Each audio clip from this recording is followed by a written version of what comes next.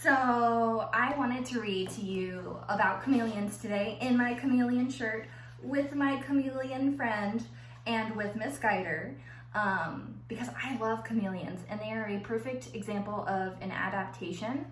And I have some of my favorite stories with me today and one of my favorite activities. So if you've already read this and you want to skip ahead to when I explain the activity, that is absolutely fine. So I'm going to read this, explain the activity, and then I'm going to read another book. So this video is going to look long, but if you want to skip ahead to a certain part, feel free to do that. This is called A Color of His Own.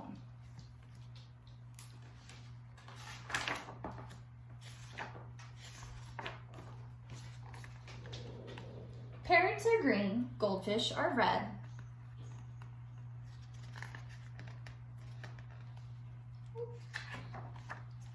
Elephants are gray, pigs are pink. All animals have a color of their own.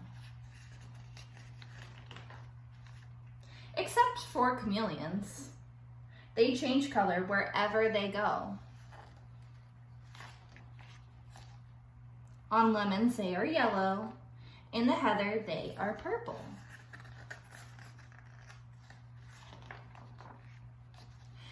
And on the tiger, they are striped like tigers. One day, a chameleon who was sitting on a tiger's tail said to himself, "If I remain on a leaf, I shall be green forever, and so I too will have a color of my own." With this thought, he cheerfully climbed onto the greenest leaf. But in the autumn, the leaf turned yellow, and so did the chameleon. Later, the leaf turned red, and the chameleon too turned red. And then the winter winds blew the leaf from the branch, and with it, the chameleon. The chameleon was black in the long winter night. But when spring came, he walked out into the green grass, and there he met another chameleon. He told his sad story. "Won't we ever have a color of our own?" he asked. "I'm afraid not," said the other chameleon, who was older and wiser. "But," he added, "why don't we stay together? We will still change color wherever we go, but you and I will always be alike." And so they remained side by side. They were green together, and purple and yellow, and red with white polka dots, and they lived happily ever after. A color of his own. I love that story. All right, so the activity that I want to show you today is what you're gonna do is I have sent my class an email with a blank chameleon. And if you don't have it, you can just go onto Google and type in blank chameleon or chameleon to color, and you can find one, or you could just hand color it. So I printed out a couple of pictures from in our classroom where we had, there we go, where we had some chameleons hiding.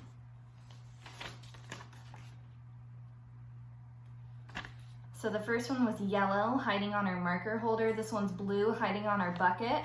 This one I think is my favorite because this person got really creative and they colored part of it orange and then they actually colored the rest of it to match the pattern of the poster. So this one was really, really sneaky. So the picture that I sent parents looks like this, and you can just cut out this chameleon and color it. I would probably suggest coloring it first because it's a little easier and then cutting it. Or if you go online, you can find something and it might look like this. It can look different. It's totally fine if yours looks a little different. But if you do it and you put it in your house somewhere and hide it, I want to see. So send me a picture or send Miss Guider a picture because she wants to see too.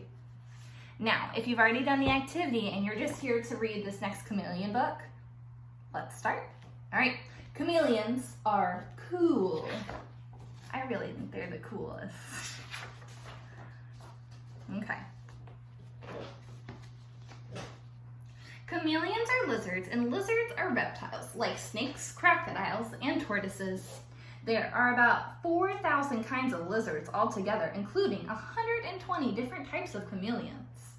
Just over half of all the types of chameleons come from Madagascar, a big island off the east coast of Africa. Most of the others live in the mainland Africa. Ooh, I wonder what habitat that would be in Africa.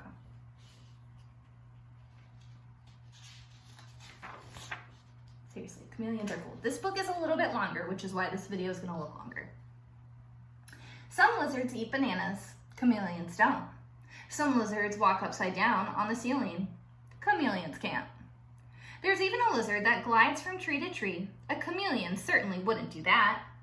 But of all the different kinds of lizards, I still think chameleons are the best. Chameleons are cool. It's not that they're all that big. The biggest is only about the size of a rather small cat. That's kind of still big though. It's called Oslat's chameleon, and it lives in Madagascar. They can be really, really small though, and the smallest one could bounce happily on your little finger. It's called the dwarf brookesia, and it lives in Madagascar too. Whatever their size, chameleons usually get sick and die if kept as pets. They're much better off left in the wild. Oh, that's a fun fact. So maybe you wouldn't want to own a chameleon, but you could admire them from a distance. And I suppose you wouldn't exactly call many of them beautiful. Their skin is wrinkly and bumpy, and they've got big, bulgy eyes. I think those are so cute. While lots of them have the most ridiculous what? What do you think? Noses. I think it's their noses that I like the best.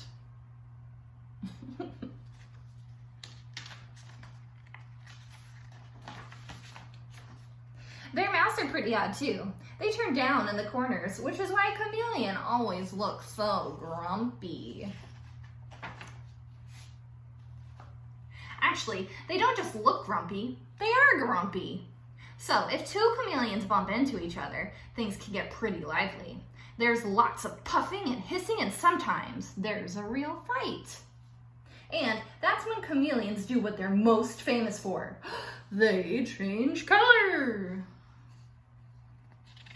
A chameleon will only fight the same kind of chameleon as itself.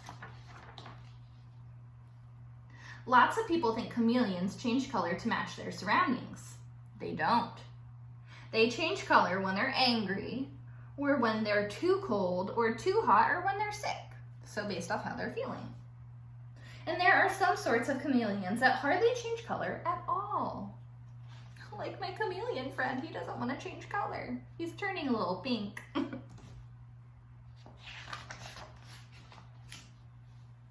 As a rule though, chameleons don't bump into one another all that often. I suppose it wouldn't be fair to call them lazy, but they certainly don't move any more than they have to. And when they do, it's almost always incredibly slowly. Chameleons' feet are shaped like little pinchers for holding onto branches, if you notice.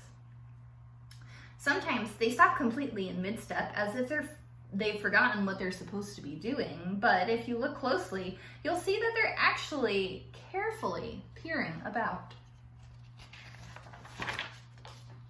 Now, peering about is something chameleons are rather good at. That's because their eyes can move separately from one another, unlike our eyes, which always move together. So while one eye is looking back over the chameleon's shoulder, the other eye is scanning the branches ahead. And as soon as it spots something tasty, the chameleon fixes both eyes on its prey and begins to creep forward, even more slowly than before. Then it opens its mouth just a crack and thwap! Out shoots this amazingly long tongue with a sticky tip at the end, like a piece of well-chewed chewing gum. So, a really long, stretchy tongue.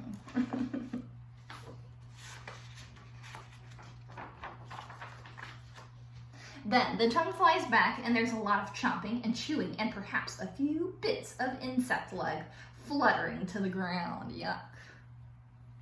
And after that chameleon just sits there for an hour or two, doing nothing very much at all, looking quite exhausted and still very grumpy.